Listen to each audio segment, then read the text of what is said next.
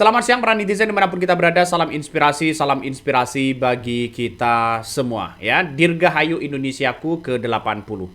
Ada yang cukup menarik begitu dalam pemberitaan soal kota haji yang kemudian KPK sekarang ini mengungkapkan bahwa pengusaha travel kabarnya menyetorkan uang sebanyak 42 sampai 113 juta per kota haji khusus begitu ke Kemenak. Wah. Bukan di rumah saudara YJQ ya, tim mengamankan sejumlah dokumen dan barang bukti elektronik. Jadi dari BB itu nanti tentu penyidik akan melakukan ekstraksi untuk mencari petunjuk-petunjuk dan juga bukti untuk mendukung penanganan perkara ini. Nah nanti akan diekstraksi ya, akan dibuka isinya. Kita akan lihat informasi-informasi yang ada di dalam BB tersebut. Ini ngeri-ngeri sedap bos ya. Faktanya sudah disampaikan secara bukti begitu kan ya. Tidak mungkin KPK langsung mengatakan 42 sampai 113 juta itu kalau tidak berdasarkan dengan fakta, mereka tidak akan mengatakan itu. Ini langkah yang kemudian diapresiasi begitu kan ya, dari kalangan publik begitu untuk menunjukkan bahwa ternyata di Kementerian Agama masih saja menjadi ladang basah ya. Bayangkan kalau hanya jual beli masalah soal kota haji plus ini, maka kemudian siapa yang bermain oknum di dalamnya, maka ini harus diberantas. Jangan-jangan orang lama, bos. Sebelum Menteri Agama Khalil Yakut, Gus Yakut begitu kan ya, juga sebelum-sebelumnya begitu juga tersandung korupsi begitu kan. Jadi saya kira ini KPK langkahnya sudah tepat. Selangkah lagi akan ada orang-orang yang kemudian menjadi tersangka. Ya, buktinya sudah kuat ya, tinggal satu bukti lagi. Ya. Sebenarnya cukup bukti begitu. Mengapa cukup bukti, Bang? Coba kita analisa bagaimana dengan undang-undang yang dibuat 50%, 50%. 50% untuk kota haji, 50% untuk kota haji plus.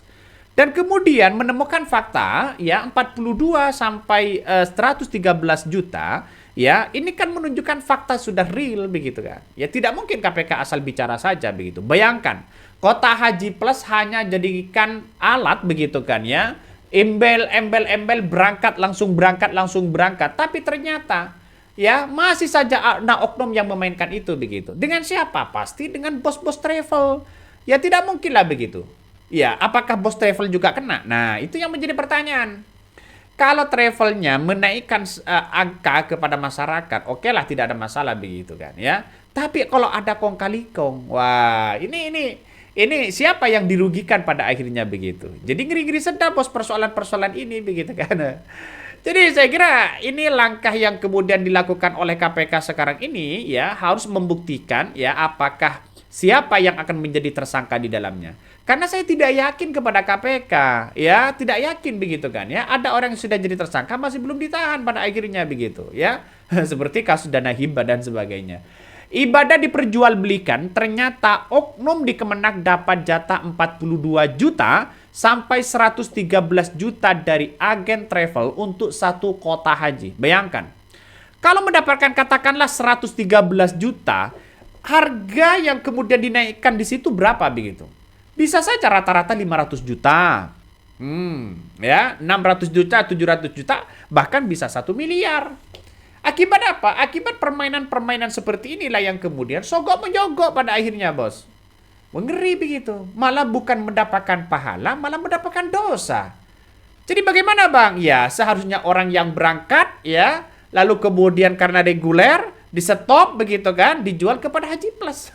ini kan ngeri-ngeri sedap pada akhirnya. Siapa yang bertanggung jawab pada akhirnya begitu. Jadi KPK nampaknya saya kira apresiasi yang sangat-sangat luar biasa begitu ya.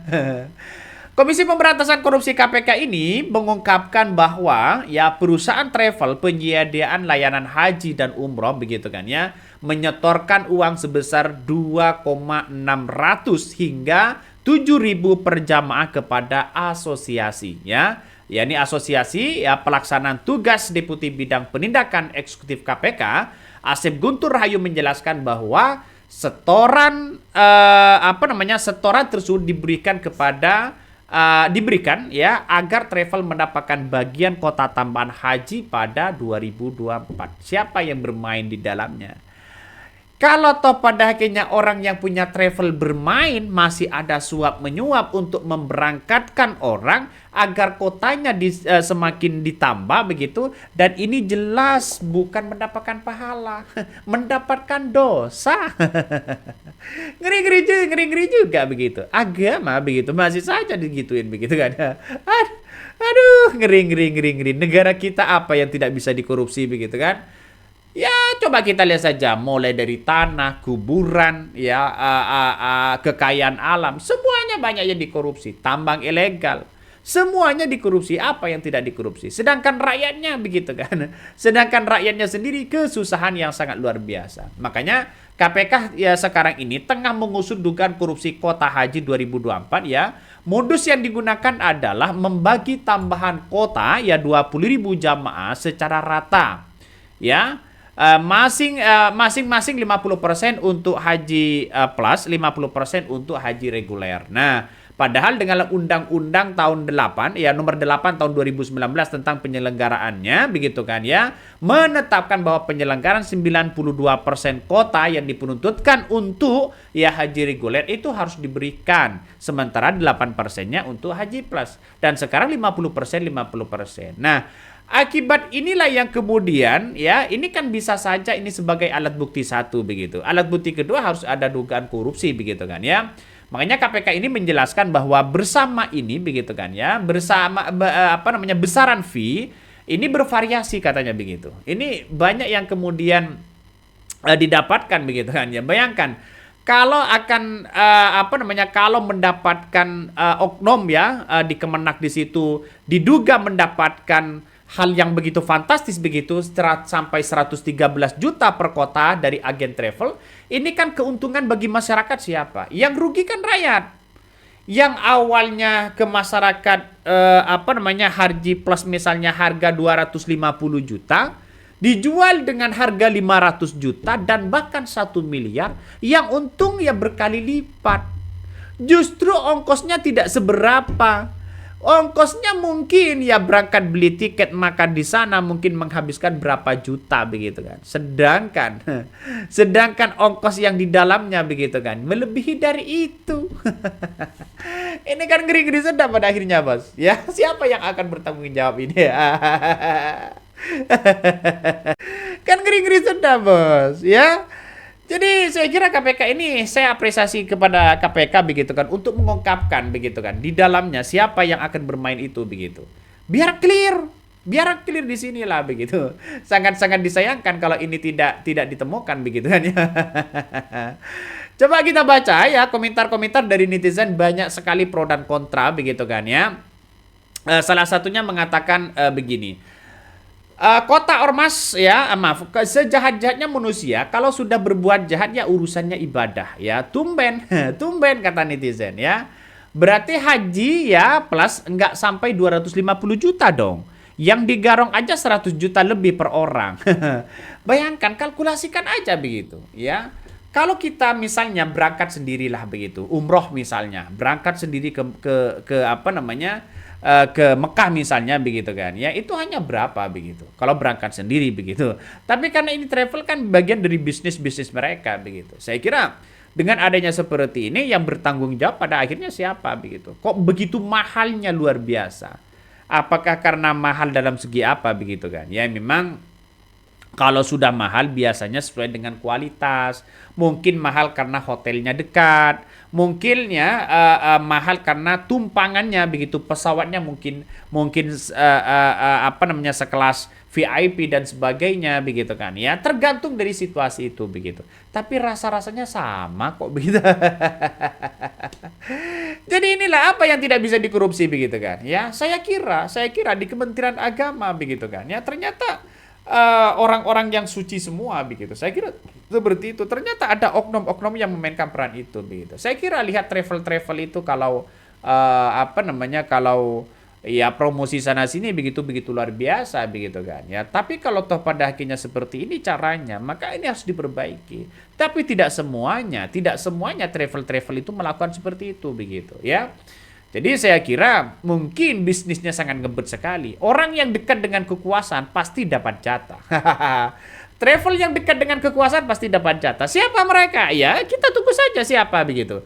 Kabarnya ada 100 travel begitu kan ya, yang kemudian dapat dapat